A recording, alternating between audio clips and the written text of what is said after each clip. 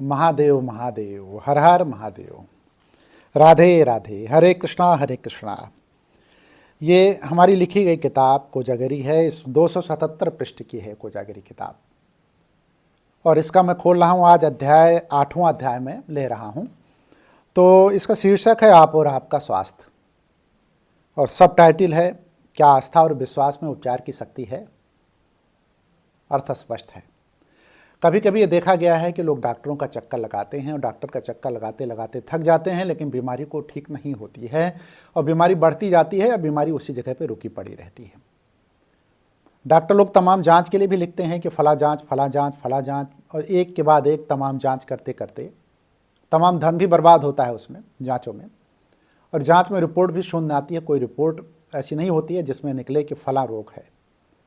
अच्छा, जांच में कोई रिपोर्ट में, किसी भी जांच की रिपोर्ट में कोई चीज़ नहीं निकल रही है, और डॉक्टर लगातार इलाज करा रहे हैं, पेशेंट ठीक नहीं हो रहा है, बीमारी कोई है नहीं, क्योंकि रिपोर्ट बता नहीं रही कोई बीमारी है। तो पेशेंट क्या करे, लोग क्या करें।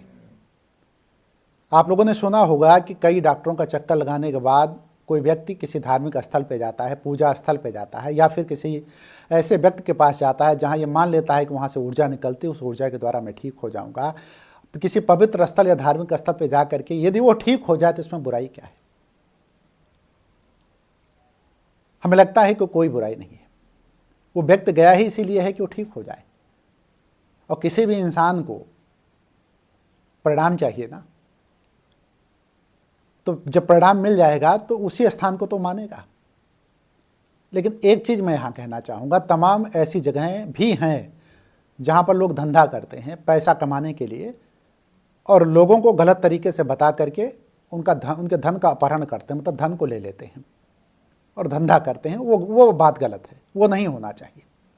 लेकिन जो व्यक्ति बीमार है ना, कोई भी बीमार हो, जैसे कोई व्यक्ति उदास रहता है, कोई व्यक्ति डिप्रेशन में है, अवसाद जिसको कहा गया है, पारिवारिक कलह लगातार चल रही है, और पारिवारिक कलह का कारण क्या है कि डिप्रेशन में वो व्यक्ति है, तो उस डिप्रेशन की वजह से पारिवारिक कलह फैल गई है।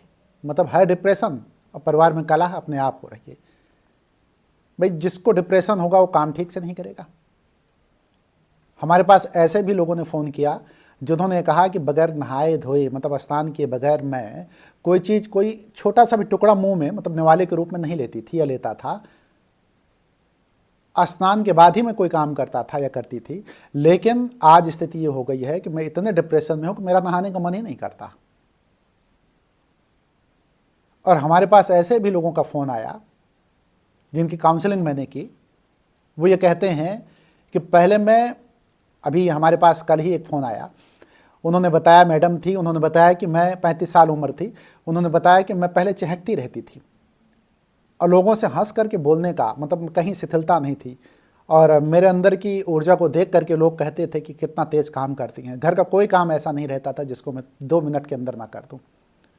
अपने रिश्तेदार नातेदारों से, दोस्त अहबाब, साथी सहयोगियों से भी मैं अच्छे तरीके से बात करती रहती थी। लेकिन ये 8-10 महीने के अंदर पता नहीं क्या हुआ है कि अब मेरा काम करने का मन ही नहीं करता। स्नान तक मैं नहीं करती हूँ, किसी भी तरीके से किसी लोगों से बात नहीं करती हूँ। लगता है एकांत में मैं रहूँ, अकेले में मैं रहूँ। पूरी दुनिया मुझे ऐसा लगता है कि मुझे खा जाएगी, अच्छा ही नहीं लगता कुछ। शादी विवाह, कोई भी त्यौहार, ये सारे मुझे खाने को दौड़ते हैं। अच्छा, ये क्या है फिर? ये डिप्रेशन के लक्षण ही तो हैं। तो इस 8वें अध्याय में मैंने जो लिखा है कि ये निश्चित है कि बीमार व्यक्ति बहुत ही तकलीफ़ों से जीता है। ये चित्र मैंने इसमें किया है जो है। अब इसका उपाय क्या है? अगर ऐसी स्थिति से कोई व्यक्ति गुजर रहा है तो कर क्या सकता है? भाई, कुछ उपाय भी तो होना चाहिए। तो उपाय के रूप में अगर देखा जाए जो है, तो एक चीज़ मैं बताऊं आपको, चाहे जितनी जटिल बीमारी क्यों ना हो, पहली बीमारी तो मन से ही होती है। मन की जो बीमारी होती है ना, वो शरीर में दिखाई पड़ती है। शरीर में कोई भी बीमारी आपके अंदर है, कोई भी बीमारी, तो सबसे पहले वो मन में होती है। और मन जब बार बार उस चीज़ को मान लेता है कि मैं बीमार हूँ, मैं बीमार हूँ, तो बीमार हो जाता है। क्योंकि शरीर का अंग जितना है, एक एक अंग मन के हिसाब से चलता है। मन के निर्देश को ही शरीर मानता है, क्योंकि मन ने ही ये शरीर बनाया है। तो जो मन है ना, वो नेता है, वही अगुवा है, वही नेतृत्व करता है। नेता की बात जो है सारे लोग मानते हैं, अगुवा की बात सब लोग मानते हैं, नेतृत्वकर्ता की बात सब लोग मानते हैं। तो मन जो है शरीर का नेता है, इसकी बात को मानना ही मानना है शरीर को। जब मन कहता है कि मैं बीमार हूँ, मैं बीमार हूँ, मैं बीमार हूँ, तो मन के कहने से शरीर बीमार हो जाता है। और जब मन कहता है कि मैं स्वस्थ हूँ, स्वस्थ हूँ, स्वस्थ हूँ, तो मन के कहने से शरीर स्वस्थ हो जाता है। इसका एक छोटा सा उदाहरण मैंने जिक्र भी किया, इसमें विंस्टन चर्चिल का जिक्र किया है मैंने। ये देखिए, मैंने लिखा है कि नोबेल पुरस्कार इनको मिला था, इंग्लैंड के रहने वाले थे, इतिहासकार, साहित्यकार, कलाकार थे। ये तो थे ही थे, ये ब्रिटेन के प्रधानमंत्री भी थे।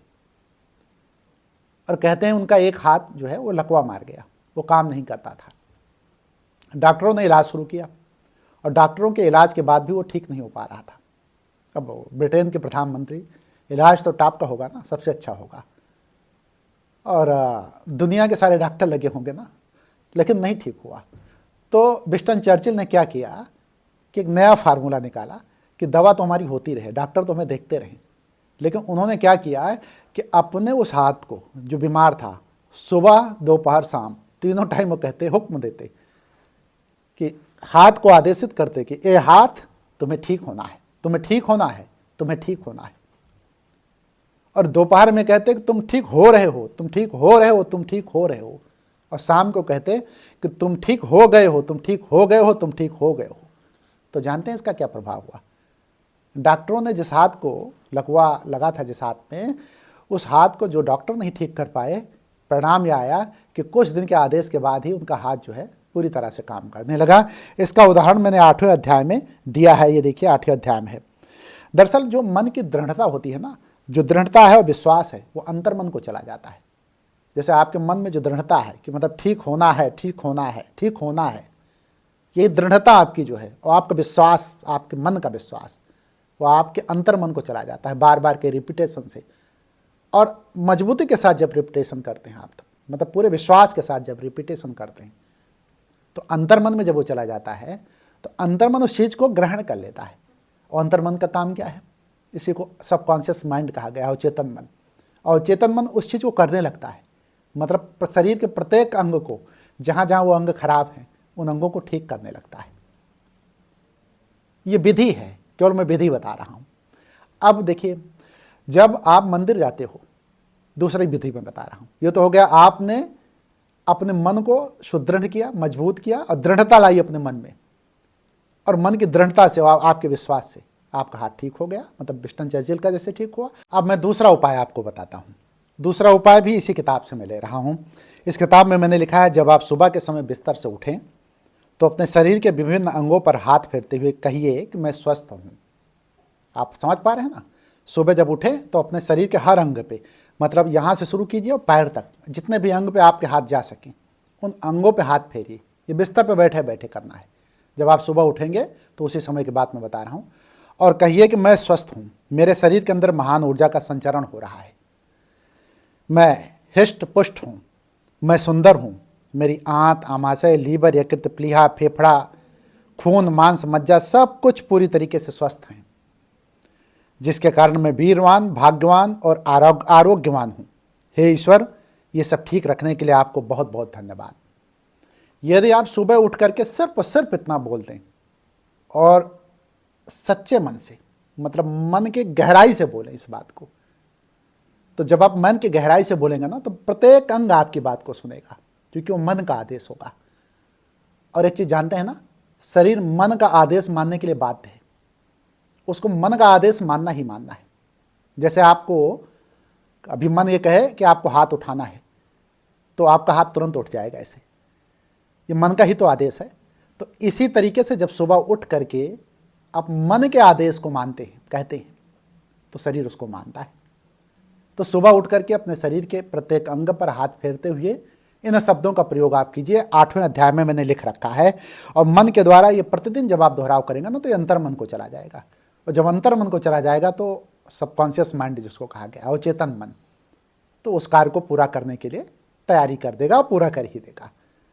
तो इसलिए मेरा अपना मानना है कि आप अपने जीवन में इस चीज़ को आजमाएं।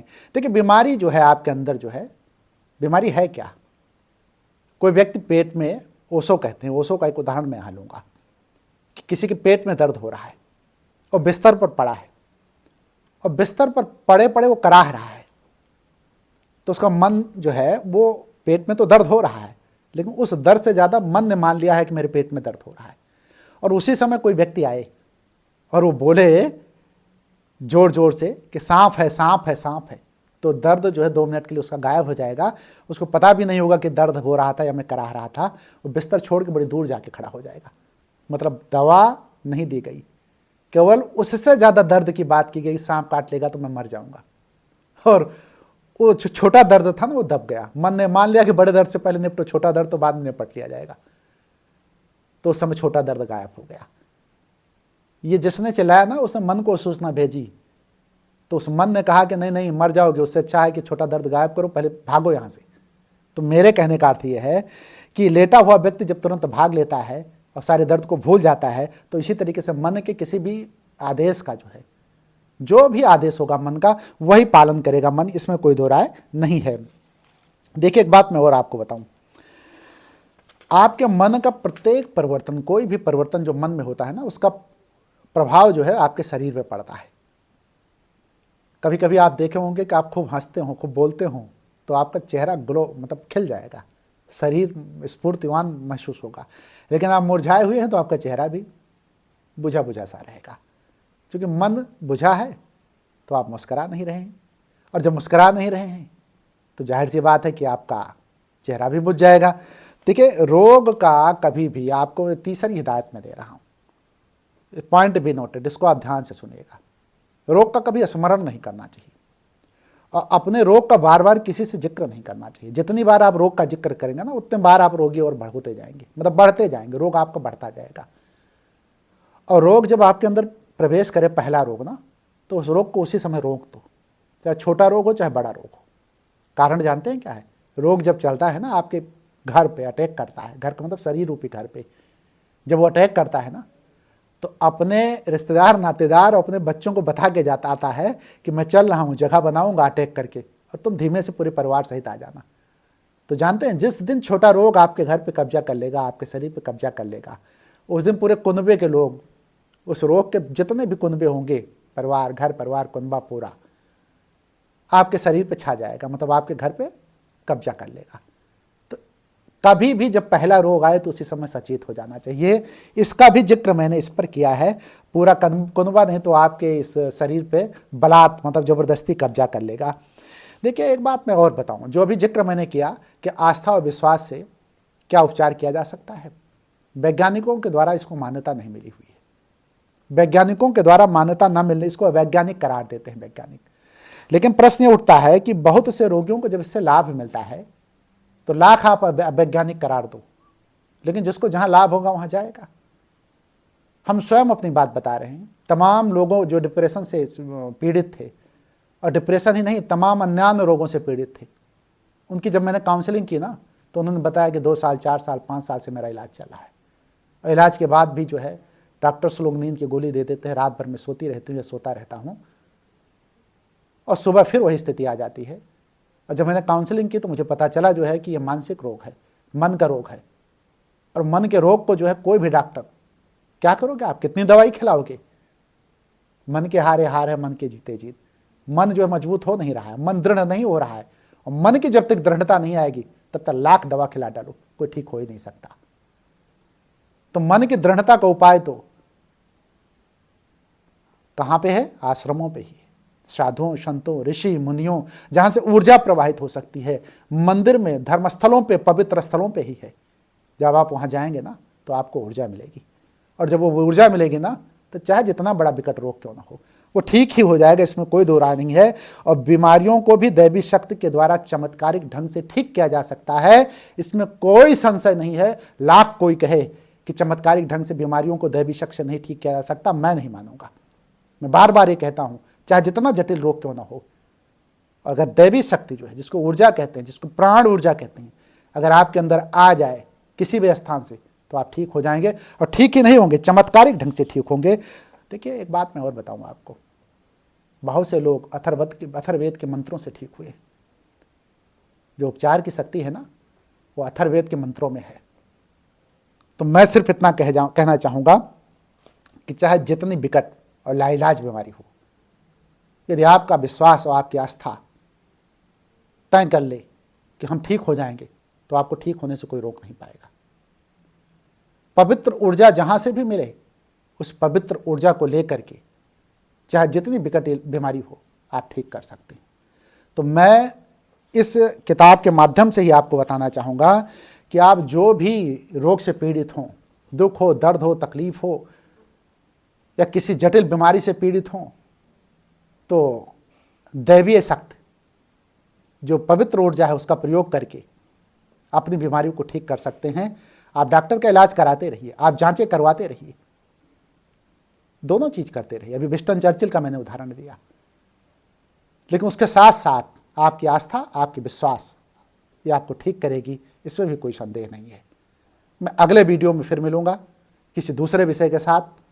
लेकिन अगर इस वीडियो में जो लोग इस तरीके की बीमारियों से पीड़ित हैं, दुख है, उनको तकलीफ़ें हैं, तो ये तो कोई प्रश्न इनके सामने मेरे सामने लाना चाहें तो ला सकते हैं। उन प्रश्नों का उत्तर मैं दूंगा, और यदि मैं उस प्रश्नों का उत्तर नहीं देता हूं तो मेरे मोबाइल नंबर पर भी बात कर सकते हैं। उचित समाधान जो भी होगा वो दिया जाएगा। इसी के साथ मैं अपनी बात को, इस वीडियो को ख़त्म करता हूं। वीडियो पसंद आई हो तो तमाम लोगों का भला हो, इसके लिए इस चैनल को भी उन लोगों तक भेजें, सब्सक्राइब कर दें, शेयर कर दें, लाइक कर दें, कमेंट कर दें।